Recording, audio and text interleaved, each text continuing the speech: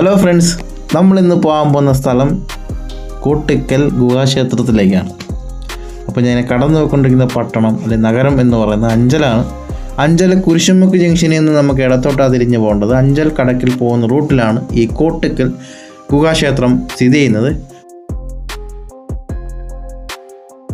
കോട്ടക്കൽ ജംഗ്ഷനിൽ നിന്ന് കുറച്ച് മുന്നോട്ട് പോയിട്ട് അവിടെ നിന്ന് പിന്നെ വലത്തോട്ട് തിരിഞ്ഞൊക്കെ പോകണം. അതൊക്കെ ഞാൻ വീഡിയോയിൽ പറയുന്നതായിരിക്കും. അപ്പോൾ ഇതാണ് കുരിശുമുക്ക് ജംഗ്ഷൻ. ഇവിടെ നിന്നാണ് ബൈപ്പാസിലോട്ട് തിരിയുന്നത്. ആയൂരിന്ന് അഞ്ചലോട്ട് വരുന്ന സമയത്ത് ഫസ്റ്റ് സിഗ്നലാണ് കുരിശുമുക്ക്. അപ്പോൾ ഇവിടെ നിന്ന് നമുക്ക് ഇടത്തോട്ട് പോകണം. ഇടത്തോട്ടാണ് കടക്കിലോട്ട് പോകുന്ന റോഡ്.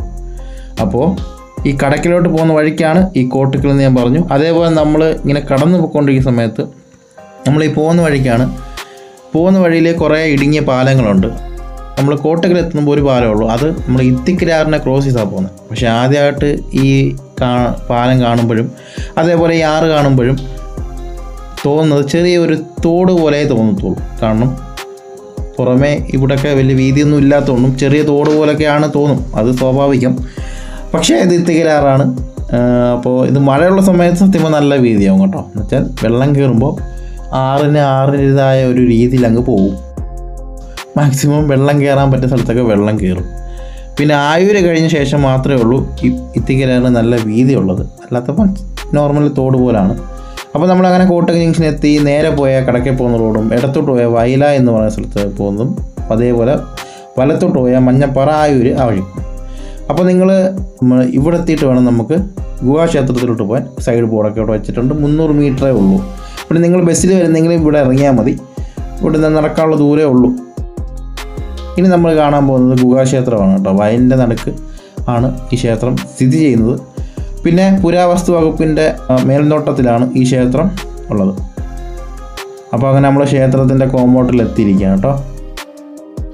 ഈ കാണുന്നതാണ് കോട്ടക്കൽ ഗുഹാക്ഷേത്രം. ഒരാന കിടക്കുന്ന പോലെയാണ് തോന്നുന്നത് കേട്ടോ. ആ പാറയുടെ ഒരു ആകൃതി തന്നെ ഒരു ആനയുടെ ഒരു ഷേപ്പാണ്. എന്തായാലും അടിപൊളിയൊരു ക്ഷേത്രമാണ് കേട്ടോ.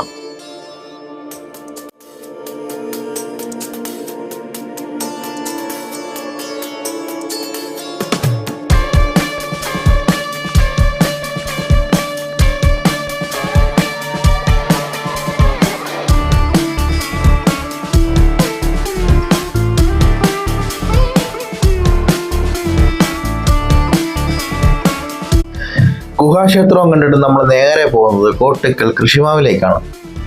കോട്ടിക്കൽ എന്നുള്ള സ്ഥലത്തെ അറിയപ്പെടുന്ന 2 സംഭവങ്ങളാണ്. ഒന്ന് കോട്ടിക്കൽ ഗുഹാക്ഷേത്രവും അതേപോലെ കോട്ടിക്കൽ കൃഷിഫാമും. അപ്പോൾ നമ്മളങ്ങനെ കോട്ടിക്കൽ ജംഗ്ഷൻ എത്തിയിരിക്കുകയാണ്. ഇവിടുന്ന് ഇടത്തോട്ട് പോയ ആയൂര് മഞ്ഞപ്പാറ പോകുന്ന റോഡാണ്. നേരെ പോയാൽ നമ്മൾ വന്ന വഴിയാണ് അഞ്ചൽ. പിന്നെ ഇവിടുന്ന് വലത്തോട്ട് പോയാൽ നേരെ വയല. അതും ആ വഴി നമുക്ക് അഞ്ചപ്പാൻ കടക്കി പോകാം. ഇഷ്ടംപോലെ വഴികളുണ്ട് കേട്ടോ. അങ്ങോട്ടും ഇങ്ങോട്ടും നേരെ വരാവുന്ന വഴികളൊക്കെ ഉണ്ട്. അപ്പോൾ നിങ്ങൾ ആയൂര് വഴിയോ വരുന്നെങ്കിൽ നിങ്ങൾ മഞ്ഞപ്പാറ വന്നിട്ട് നേരെ വന്നാൽ മതി കേട്ടോ. അപ്പോൾ കോട്ടക്കൽ എത്താൻ പറ്റും. അങ്ങനെ നമ്മൾ ഈ പൊക്കോണ്ടിരിക്കുന്ന വഴി എന്ന് പറഞ്ഞാൽ ഞാൻ പറഞ്ഞല്ലോ വയല പോകുന്ന വഴിയാണ്. അപ്പോൾ നമുക്ക് ഇവിടുന്ന് ഇടത്തോട്ടാണ് തിരിയേണ്ടത് കേട്ടോ. ഇവിടുന്ന് ഇടത്തോട്ട് കൃഷിമാവിൻ്റെ ഒരു സൈഡ് ബോർഡ് അതുപോലെ ആർച്ചും ഉണ്ട്. അപ്പോൾ നമ്മൾ നേരെ പോവാണ്. ഇപ്പോൾ ഇവിടുത്തെ ഗേറ്റ് എന്തായാലും ഓപ്പൺ ആയിരിക്കും. കാരണം ഇവിടെ കുറേ ഭാഗങ്ങളിൽ വീടൊക്കെ ഉണ്ട്. അപ്പോൾ അവർക്കൊക്കെ പോകാനുള്ള വഴിയും കൂടാണിത്. അതുകൊണ്ട് തന്നെ ഉണ്ട് ഗേറ്റൊക്കെ കൂടെ തുറന്നിട്ടേക്കുവാണ്. പക്ഷേ ഇതിൻ്റെ മെയിൻ ഗേറ്റ് ഉണ്ട്. അത് അപ്പർ സൈഡാണ്. അത് നമ്മൾ അഞ്ചിൽ നിന്ന് പുത്തയം വഴി നമ്മൾ കോട്ടിക്കൽ ഫാമിലോട്ട് വരുന്ന സമയത്താണ് അവിടെ ഗേറ്റ്. ആ ഗേറ്റ് അടയ്ക്കും. അപ്പോൾ ഇത് നമ്മൾ എന്തോലും അടയ്ക്കത്തില്ല. കാരണം എത്രയോ ഏക്കറിലാണ് ഈ കോട്ടിക്കൽ ഫാം സ്ഥിതി ചെയ്യുന്നത്. അത് പല കൃഷികളുണ്ട് കേട്ടോ. അപ്പം നമ്മൾ ഇങ്ങനെ വന്നെത്തുന്നത് ഒരു മാവിൻ തോട്ടത്തിൻ്റെ അവിടെയാണ്. ഇവിടുന്ന് വലിയ കുഴപ്പമൊന്നുമില്ല. പക്ഷേ രാവിലെ വന്നു കഴിഞ്ഞാൽ മയിൽ അങ്ങനെയുള്ള ജീവികളെയൊക്കെ നമുക്ക് കാണാൻ പറ്റും. അതുപോലെ നല്ല മഞ്ഞായിരിക്കും. അപ്പോൾ ഈ സൈഡ് ഫുള്ള് മാവിൻ തോട്ടമാണ് കേട്ടോ.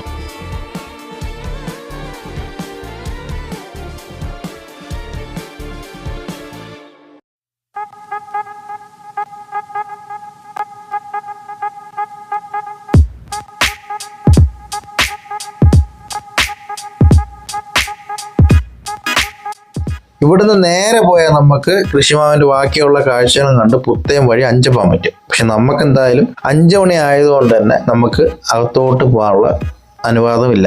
ഇവിടെ ചെറിയൊരു ഗേറ്റ് ഉണ്ട്. റോഡ് ക്ലോസ് ചെയ്ത് വെക്കും. അതുകൊണ്ട് തന്നെയാണ് കേട്ടോ. അതുകൊണ്ട് നമുക്ക് ഇവിടുന്ന് വലത്തോട്ട് പോകണം.